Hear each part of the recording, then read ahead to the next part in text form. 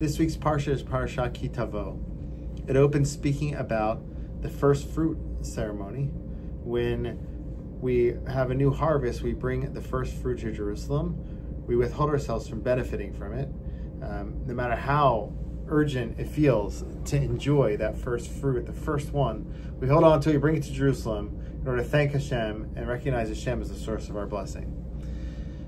Another explanation that perhaps we can offer is that it's not just for us to develop our gratitude. It's not just us giving something to Hashem and recognizing Hashem as the source, but rather it's for us to feel close to Hashem. When we bring our first fruit to Jerusalem, we're very proud of it. We're proud of our handiwork. And you know what? Hashem wants to recognize all of the rewards that we're reaping from our investment, from our investment of energy and time. And so it's similar to a child who brings an assignment to their parent. The child worked really hard for that. And when they bring it to their parent and the parent recognizes it, it gives the child a feeling of elation and love and embrace. And so perhaps that's what Hashem wants to do here with the bikkurim. We bring it with such hoopla, with ornaments and music and a whole ceremony, a whole wagon. And it's really the Mishnah describes it as a ceremonious event, perhaps because we're so proud of what we've accomplished, and we really want to show it to Hashem. Hashem is the first one we want to show it to, and Hashem is there to celebrate with us. So I would call this the divine glance. Hashem gives us this glance, this appreciation, this value, and we soak it in and we feel close to Hashem. There's a story I read in this week's Parsha in the journalist Sivan Rahab Meir's book, Ligdol, and it's about an occurrence at Rav Mordechai Eliyahu, a blessed memory, at his shul. It's spoken from the perspective of a young man named Nathanael, who's now older, and he went with his school to visit Rav Mordechai Eliyahu's shul.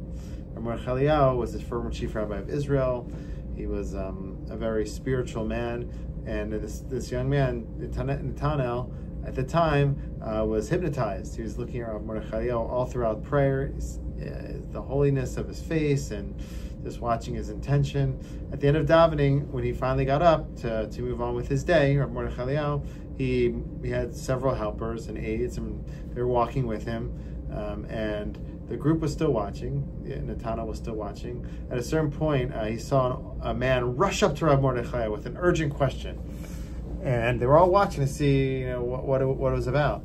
Turns out it was an elderly man who had an apple in his hand. And he came up to Rav Mordechai and he goes, "I have a question for you, Harav, I have a question for you.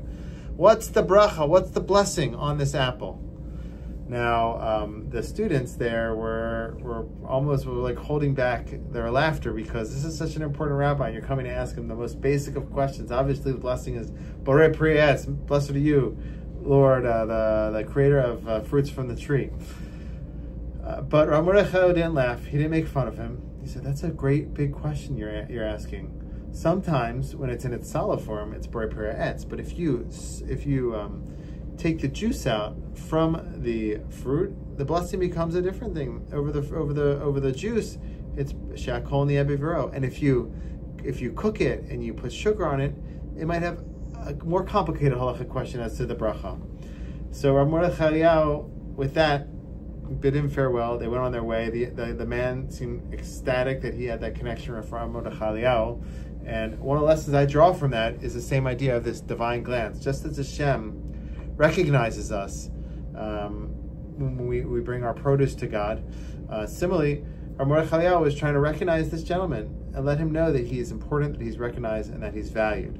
And that's a very important thing that we can do with those around us. Sometimes just giving somebody a glance, giving them an extra word, making them feel special, that you have time for them, that can make all the difference. Hashem was trying to do that perhaps in the bikkurim ceremony. Rav Mordechai Eliyahu was doing that with this gentleman. And Bezrat Hashem, hopefully we can do that in our lives. Allow those around us to have our glance, our attention, and allow them to feel loved and embraced. Good Shabbos.